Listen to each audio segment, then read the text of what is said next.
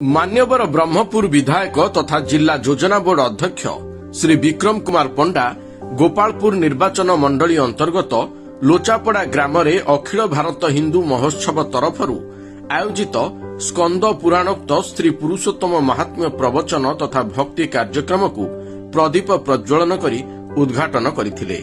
विधायक महोदय भक्त मानक गहणरे रही साधु सन्थ मानक आशीर्वाद ग्रहण करने सहित आयोजक कमिटीर सदस्यगण भक्त एवं स्थानीय लोकंकु साधुवाद जणाइथिले।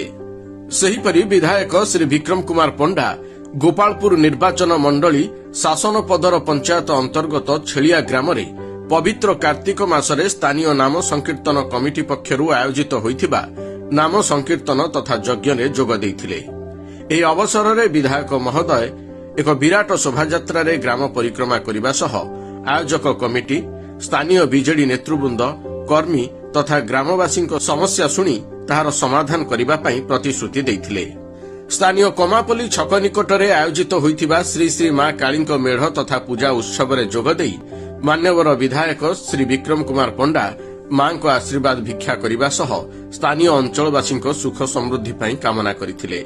एही अवसर रे पूजा कमिटीर समस्त सदस्य तथा स्थानीय कॉर्पोरेटर उपस्थित थिले। जातीय गणमाध्यम दिवस परिप्रेक्षी ब्रह्मपुर प्रेस क्लब तरफरू आयोजित